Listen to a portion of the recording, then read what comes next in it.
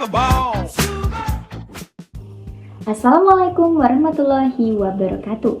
Perkenalkan, saya Siti Anita dengan NIM A43231992, golongan C dari Prodi Budidaya Tanaman Perkebunan.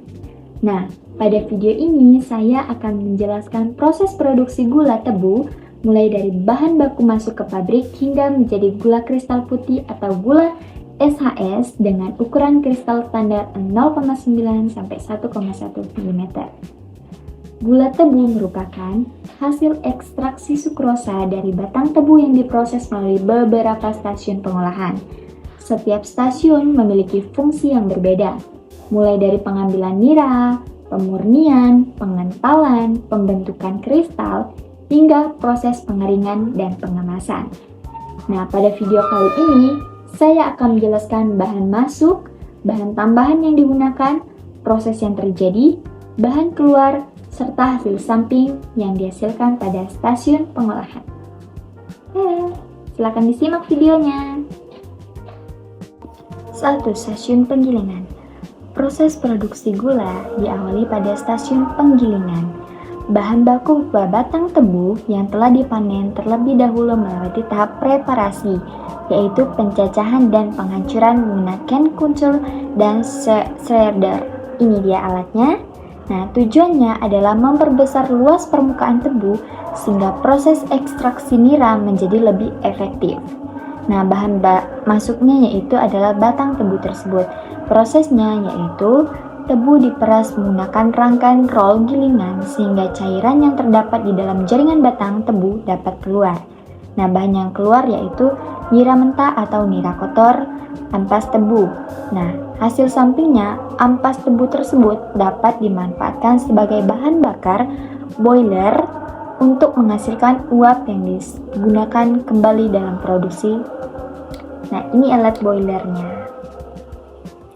Namun, nira yang dihasilkan masih mengandung banyak zat, bukan gula seperti tanah, lilin, protein, serta serat halus dan koloid sehingga perlu dimurnikan. Itu ada di stasiun berikutnya. Oke, stasiun 2 pemurnian nira. Stasiun pemurnian bertujuan menghilangkan zat bukan gula yang masih terdapat dalam nira mentah tanpa merusak kandungan sukrosa. Nah, bahan masuknya yaitu nira mentah hasil penggilingan tersebut. Nah, prosesnya ada beberapa tahap. Tahap yang pertama yaitu nira dipanaskan menggunakan juice heater 1 pada suhu sekitar 70 sampai 75 derajat Celcius.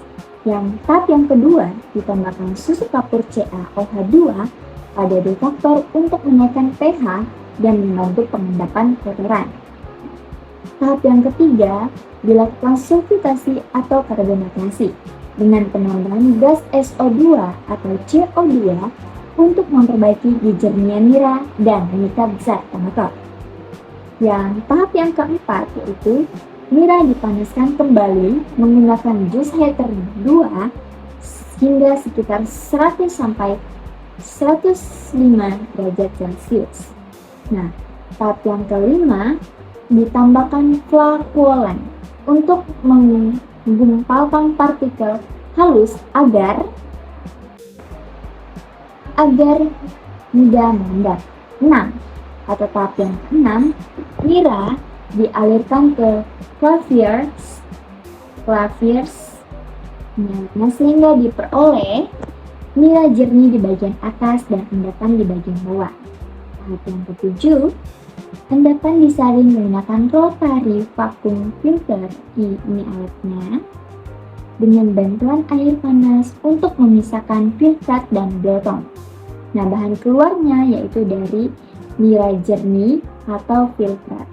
Nah, hasil sampingnya yaitu blotong yang dapat dimanfaatkan sebagai pupuk organik atau bahan kompos.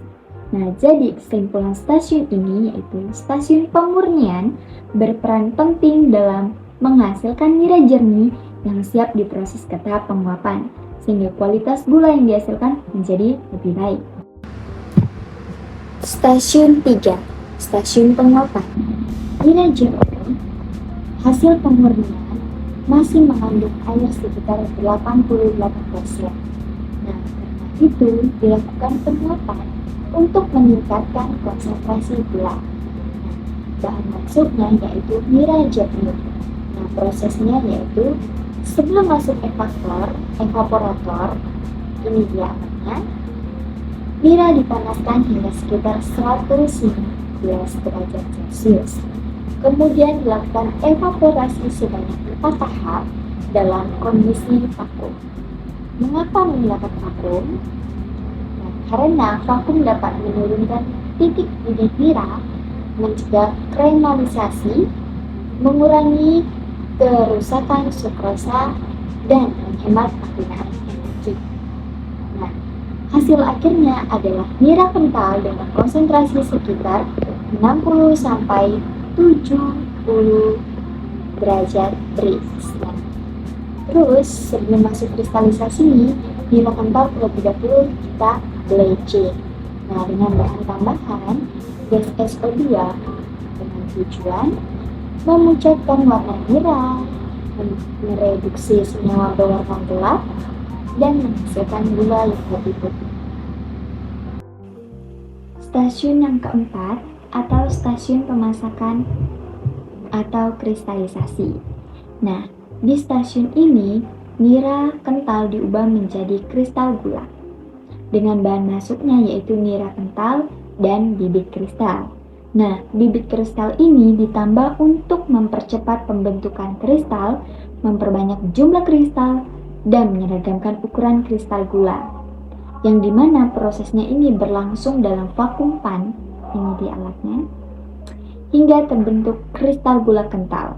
Dengan bahan keluarnya itu kristal gula kental tersebut.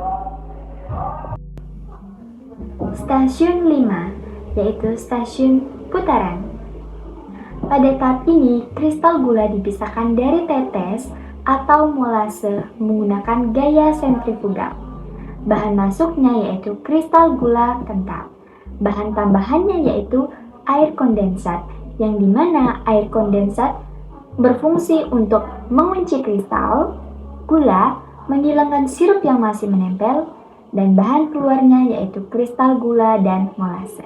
Nah, stasiun yang keenam yaitu stasiun penyelesaian.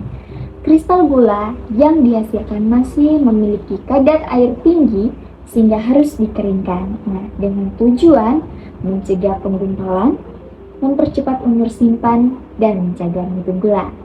Nah, setelah dikeringkan dilakukan pengayakan ukuran, yang dimana ukurannya yaitu gula standar berukuran 0,9 sampai 1,1 mm, gula kasar berukuran 1,1 mm, dan gula halus berukuran 0,9 mm. Nah, stasiun ketujuh atau stasiun yang terakhir adalah stasiun peleburan. Gula kasar dan gula halus tidak dibuang. Nah, keduanya dileburkan kembali menggunakan air panas kondensat dan pengadukan dalam tangki leburan. Terus bahan keluarnya yaitu adalah nira kental. Nah, nira kental ini digunakan kembali pada stasiun masakan sehingga kehilangan gula dapat diminimalisirkan. Nah, berdasarkan seluruh tahapan tersebut dapat diketahui bahwa produksi gula tebu tidak hanya melibatkan proses mekanis berupa penggilingan, tetapi juga proses fisik dan kimia seperti deifikasi, sulfitasi, karbonatasi, flakulasi, evaporasi vakum, kristalisasi, hingga sentrifugasi. Nah, penambahan bahan seperti susu kapur, gas SO2, gas CO2, flakolan, dan air kondensat memiliki peran penting dalam menghasilkan gula SHS yang memenuhi standar ukuran kristal 0,9 sampai 1,1 mm serta memiliki mutu yang baik. Nah, demikian video singkat saya. Semoga bermanfaat. Terima kasih. Wassalamualaikum warahmatullahi wabarakatuh.